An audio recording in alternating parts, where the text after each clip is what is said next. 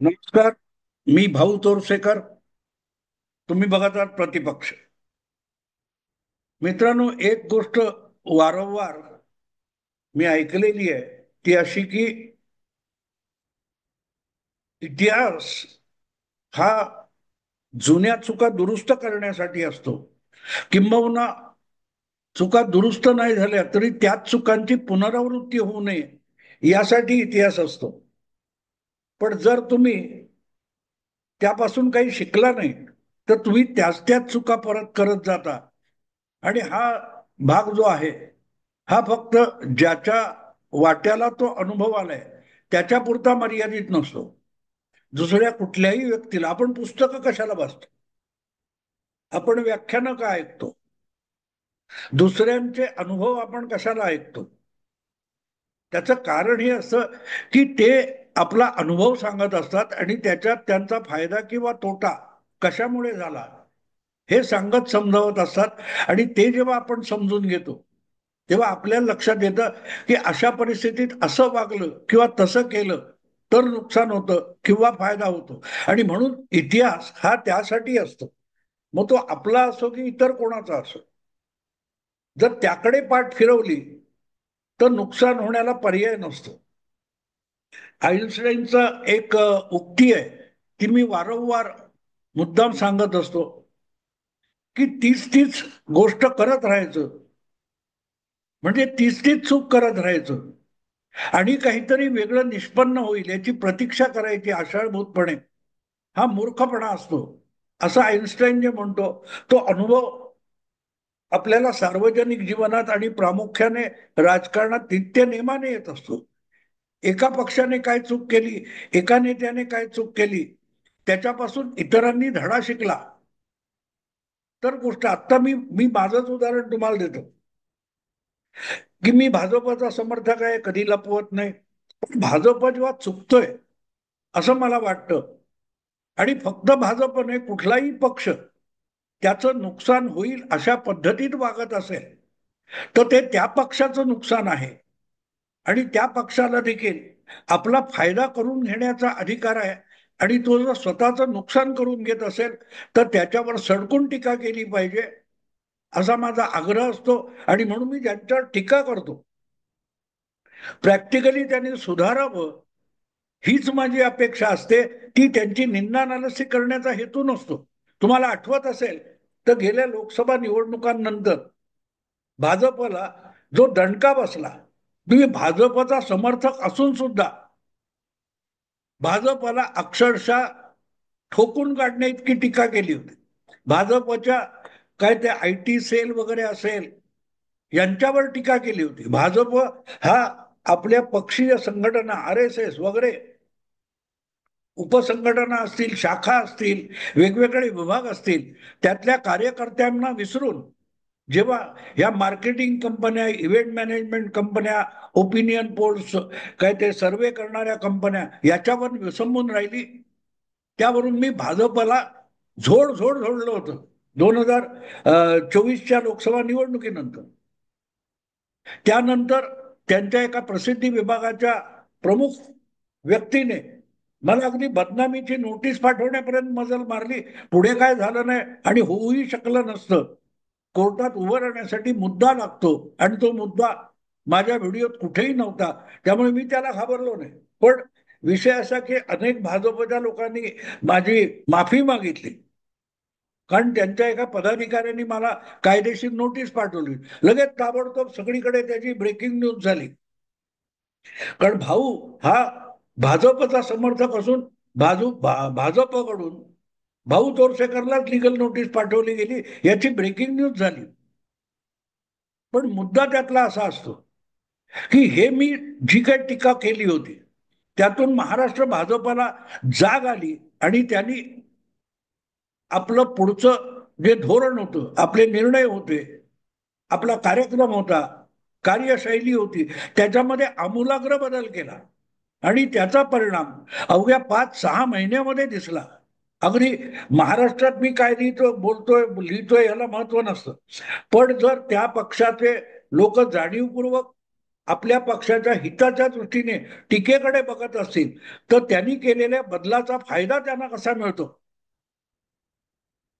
याचं ते एक नमुनेदार उदाहरण आहे. आणि म्हणून ज्या वेळेला लोकसभेनंतर विधानसभेच्या निवडणुकी झाल्या, अवघ्या 3 महिन्यामध्ये हरियाणामध्ये आमूलाग्र बदल झालेला दिसला. हरियाणामध्ये काँग्रेस आता 10 वर्षांनंतर परत सत्तेत येणार हे ओपिनियन पोल पासून सगळे संपादक, सगळा मीडिया, सगळे चॅनेलवाले सांगत होते. अशा वेळेला माझे व्हिडिओ आज पण काढून बघा. जो बदल भाजपने केला त्यांच्या निवडणुकीला सामोरं जाण्याच्या दृष्टीने तो मी बघितलेला होता. ज्या पद्धतीमध्ये भाजपचे कार्यकर्ते एकेका मतदारसंघात एकेका बूथसाठी कामाला लागले होते आणि त्याच्या पलीकडे लोकसभा निवडणुकीत काहीसे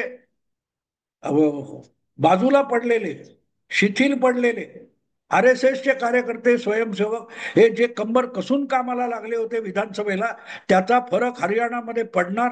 आणि दुसरी गोष्ट, त्यावेळेला जी लोकसभेनंतर परिस्थिती निर्माण झाली होती, बांगलादेशमध्ये उलथापालथ झाली होती आणि भारतामध्ये जो बटोगे तो कटोगे ही भूमिका एक पुढे आली होती, त्याचा परिणाम हरियाणात दिसणार हे मी घसा कोरडा करून सांगत होतो. अनेक पत्रकारांना पटत नव्हतं. अगदी हिंदुत्ववादी माझे सहकारी मित्र अनेक आहेत, त्यांना पटत नव्हतं. पण जेव्हा निकाल आले तेव्हा सगळे चकित झाले. पण ते काय मी भविष्य वर्तवलं म्हणून भाजप जिंकला असं बिलकुल नाही.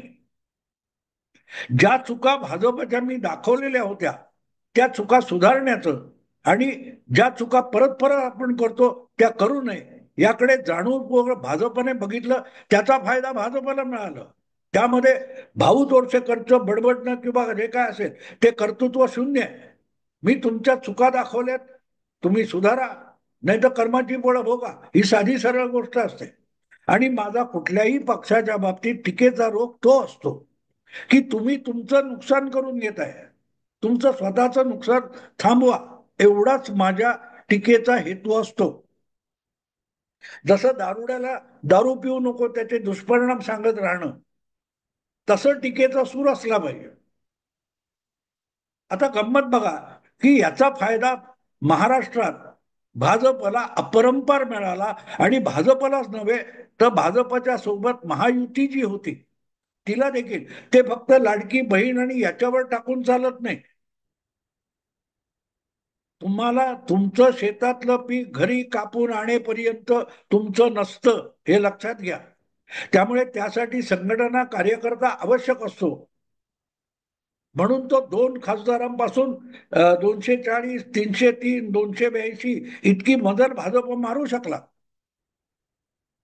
आणि जी गोष्ट भाजपला लागू होते ती शिवसेनेला लागू होते, ती उभाठा शिवसेनेला लागू होते, ती काँग्रेसला लागू होते, ती समाजवादी पक्षाला लागू होते, ती ममता दिदीला लागू होते. ते जर करणार नसाल आणि त्याच्या उलट करणार असाल की आपल्या एक भूमिका आहे, जाहीर भूमिका आहे, आणि त्या जाहीर भूमिकेसाठी नेत्याच्या अहंकारासाठी जर तुम्ही पक्षाच्या संघटनात्मक बळावर आघात करणार असाल, घाव घालणार असाल, तर नुकसान तुमचं आहे. नेत्याच्या अहंकारासाठी पक्ष रसातळाला जाऊ शकतात. आणि त्याचं सगळ्यात मोठं उदाहरण आता महाराष्ट्रातलं आहे. बाळासाहेबांनी जो एक भक्कम पक्ष उभा केला होता शिवसेना, तो उद्धव ठाकरे यांनी आपला हव्यास आणि आपला अहंकार याच्यासाठी पुरता रसातळाला घालवला. हव्यास सुद्धा सोडून द्या. उद्धव ठाकरे यांनी मुख्यमंत्री होण्यासाठी भाजपबरोबर युती तोडली, हे राजकीय चूक होती. पण तीही चूक पोटात घालतायत. तुम्हाला मुख्यमंत्री व्हायचं होतं, तुम्ही मुख्यमंत्री झालात, हरकत नाही. पण ते मुख्यमंत्री झाल्यानंतर निदान आपला अहंकार जो उद्धव ठाकरेंनी गुंडाळून ठेवला असता, आता याला सरळ करतो, आता त्याला सरळ करतो, तुला बघून येईल, तू राहशील, मी राहीन, हे जे काय उद्धव ठाकरे मुख्यमंत्री पदाच्या 2.5 वर्षाच्या काळात करत होते, त्यांनी उद्धव ठाकरेंचं जितकं नुकसान केलं तेवढं भाजप किंवा एकनाथ शिंदे करू शकले नाहीत, हे लक्षात घेतलं पाहिजे.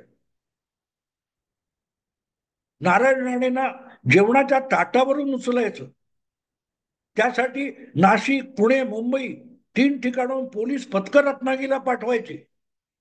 यासाठी उद्धव ठाकरे मुख्यमंत्री झाले होते का? विचार करा मित्र. तुम्ही मुख्यमंत्री झालाय, तुमच्या हातात सगळी सत्तेची सूत्र आली आहेत, त्याचा आनंद घ्या, ती सत्ता उपभोगा. त्या सत्तेचा वापर तुम्ही आपली पक्षीय संघटना आणि पक्षीय बळ वाढवण्यासाठी करा. ते सोडून उद्धव ठाकरे हे आपल्या व्यक्तिगत अहंकाराला सुकावण्यासाठी मिळेल त्याच्यावर कायद्याचा पोलिसांचा बडगा उगारत गेले. त्यांनी जेवढं उद्धव ठाकरे यांचं नुकसान झालं तेवढं भाजप किंवा एकनाथ शिंदे करू शकत नाहीत, कारण त्यातून त्यांनी संघटना मोडली. पवारांनी सुद्धा जे काय राजकारण केलं ठीक आहे, लांडी लबाडी केली, मी त्याकडे पाठ फिरवतो, पण नंतर जर तुम्हाला सत्ता मिळाली असती तर जे डावपेच खेळून तुम्ही भाजपला खच्ची करायला निघालात, तेच डावपेच शरद पवार हे आपल्या पुतण्याशी सुद्धा खेळत बसले. त्यांचे प्रफुल्ल पटेल वगैरे सारखे सहकारी आहेत, भुजबळांसारखे सहकारी आहेत ज्येष्ठ, त्यांच्याशी सुद्धा शरद पवार डावपेच खेळत बसले. त्याचे दुष्परिणाम पवारांना भोगावे लागले. आणि मी त्याच्यावर टीका करत होतो, ती पवारांवर व्यक्तिगत टीका नव्हती किंवा एनसीपी या पक्षावर नव्हती, उद्धव ठाकरे किंवा शिवसेना या पक्षावर नव्हती. हे लोक आपल्या पक्षाला हानी पोहोचवतायत, इजा करतायत. हे मी माझे जुने व्हिडिओ काढून बघा गेल्या 5 वर्षातले, तुम्हाला दिसेल. मी वारंवार त्यांना सावध करतोय की तुम्ही अपघाताच्या रस्त्यावर चाललेले आहात, तुम्हाला अपघात होईल, नुकसान तुमचं आहे, अपघातापासून स्वतःला वाचवा, हा माझा सगळा टीकेचा सूर आहे. आणि जेव्हा असं दिसतं तेव्हा कळतं, त्याला तुम्ही टीका समजणार असाल किंवा याला बिस्किट काय ती पाकिटं मिळाली असं म्हणाल तर माझं नुकसान होत नाही. भाजप हा अकारण इव्हेंट मॅनेजमेंट वगैरे कंपन्यांच्या ओपिनियन पोलच्या आहारी गेलाय, हे मी आधी पण सांगितलं होतं, नंतर पण सांगितलं. पण निदान लोकसभेत दणका बसल्यानंतर त्यांनी ती सुधारणा केली. पण तशीच टीका मी जर उद्धव ठाकरे पवार गटावर केली असेल, काँग्रेसवर केली असेल, त्यांनी सुधारणा करायची होती, ती केली असती तर विधानसभा निवडणुकीत त्यांना इतका दणका बसला नसता. मग त्यासाठी तुम्ही ईव्हीएमला दोष द्या, वोट चोरीवर बोला, त्यांनी काहीही निष्पन्न होणार नाही, कारण तो तुमचा कल्पना विलास आहे, तो तुमचा भ्रम आहे. निवडणूक आयोग कोणीही तुमचं, मी एक पहिली गोष्ट मी नेहमी सांगतो, भाऊ तोरसेकरचं नुकसान दुसरा कोणी करू शकत नाही इतकं भाऊ तोरसेकर करत असत. मला जर ऐकणारे इतके असतील आणि माझ्याकडून चुका होत असतील तर मला ऐकणारे सोडून जातील. हे नुकसान दुसऱ्या कोणी केलं नाही. मी चुकीचे विषय निवडले किंवा मी पक्षपाती वागत असेल, बोलत असेल तर लोक मला सोडून जातील, ऐकणार नाहीत माझं, साधी सरळ गोष्ट आहे. तेव्हा सांगायचा हेतू असा आहे की त्याच त्याच चुका करायच्या नसतात. आणि आज राहुल गांधी हे नेमक्या त्या चुका करत चाललेले आहेत. गेल्या 10, 12, 15 वर्षामध्ये राहुल गांधींनी काँग्रेस पक्षाचं जितकं नुकसान केलंय तेवढं काँग्रेस पक्षाच्या कोणी शत्रूंनी, प्रतिस्पर्ध्यांनी, प्रतिपक्षांनी काँग्रेस पक्षाचं नुकसान केलेलं नाही. जे अत्यंत विश्वासातले होते, मिलिंद देवरा, तो ज्योतिरादित्य सिंधिया किंवा जितीन प्रसाद, असे अनेक जण आहेत, हे एक एक करून राहुल गांधीचे अत्यंत लाडके लोक राहुल गांधींना सोडून गेले, काँग्रेस सोडून गेले. ज्यांच्या राजकीय सल्ल्यावर सोनिया गांधी 10 वर्ष एक बुजगावणं सरकार भारतात चालवत होता,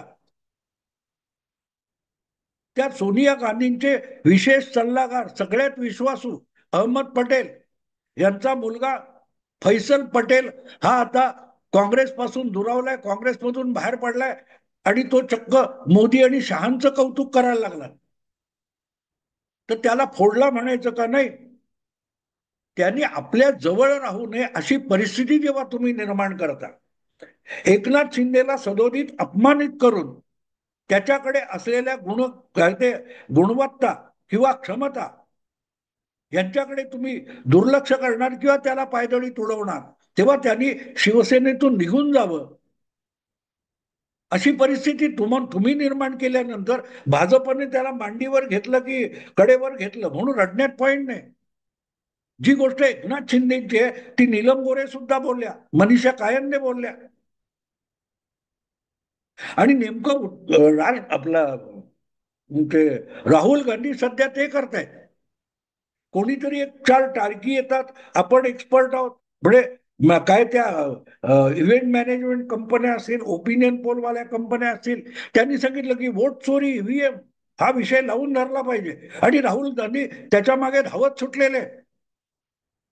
पण ज्यांनी आयुष्यभर तळागाळातून, एका मतदारसंघातून, एका तालुक्यातून, एका जिल्ह्यातून पक्षासाठी काम करून पक्षाची पाळंमुळं रुजवली, पानं फुलं फांद्या वाढवल्या, त्यांचा सुद्धा बळी घ्यायला जर राहुल गांधी तयार होत असतील, आपल्या पक्षाच्या फांद्या स्वतःच त्या फांदीवर बसून राहुल गांधी तोंडाला निघाले असतील, तर राहुल गांधींना दुसऱ्या कोणी शत्रू असायची गरज उरत नाही.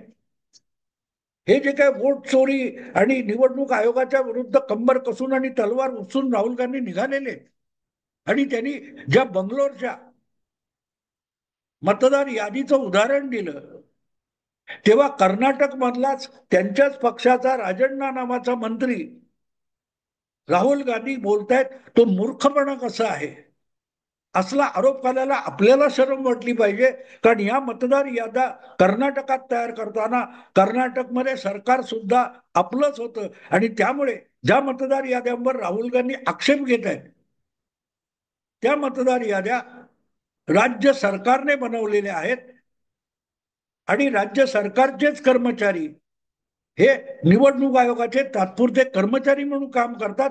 त्यामुळे असला आरोप करायची आपल्याला म्हणजे राहुल गांधींना शरम वाटली पाहिजे, असं राजण्णा या मंत्र्याने म्हटल्यानंतर त्याला तडकाफडकी मंत्रिमंडळातून हाकलपट्टी करण्याचं राहुल गांधींनी फतवा काढला. सिद्धरामय्यांना तो पाळावा लागला. पण त्यामधून कर्नाटकातल्या काँग्रेसचं परत एकदा भयंकर मोठं नुकसान होऊ घातलेलं आहे. राजण्णा या दलित मंत्र्याची, काय ओबीसी मंत्र्याची हकलपट्टी झाल्यामुळे कर्नाटक काँग्रेसमध्ये जे या पिछड्या किंवा दलित जातीचे आमदार वगैरे आहेत, त्यांचं पोलरायझेशन सुरू झालंय, त्यांचं ध्रुवीकरण सुरू झालंय. आणि कर्नाटकच्या मस्त बहुमत असलेल्या काँग्रेस पक्षामध्ये दुफडी माजलेली आहे. या नाराज आमदारांच्या वेगवेगळ्या बैठका सुरू झालेल्या आहेत. थोडक्यात जी गोष्ट महाराष्ट्रात होती, उद्धव ठाकरेंनी नाराज केलेले एकनाथ शिंदे किंवा इतर आमदार हे जसे एकनाथ शिंदेच्या भोवती गोळा झाले आणि एक दिवशी त्यांनी उद्धव ठाकरेंना इतका दगा दिला की मुख्यमंत्री पदावरून खाली उतरावं लागेल. तीच गोष्ट राष्ट्रवादी काँग्रेस पक्षामध्ये सुप्रिया सुळे आणि शरद पवार यांच्याकडून झाली. करणारा माणूस तर त्यांचाच पुतणे होता, त्याला सुद्धा गुगली आणि दगाबाजी करून पवार त्याच्याशी आणि त्याच्या आयुष्याशी, राजकीय आयुष्याशी खेळायला लागले असतील, तर त्याला भाजपच्या गोटात पाठवण्यासाठी आवश्यक ती परिस्थिती आणि मनस्थिती पवारांनी निर्माण केली होती, जी आज राहुल गांधींनी कर्नाटकात निर्माण केलेली आहे, कर्नाटक काँग्रेसमध्ये निर्माण केलेली आहे. आता हे सगळं होईल आणि समजा उद्या सरकार पडलं की लगेच मीडियामधून सुरू होईल ऑपरेशन कमल, ऑपरेशन कमल. अरे पण ऑपरेशन कमल व्हायला, कमळ कुठे उगवतं, कुठे फुलतं? चिखलात. तो चिखल जर तुम्ही निर्माण केला ना, शेताच्या कडक जमिनीमध्ये कमळ उगवत नाही.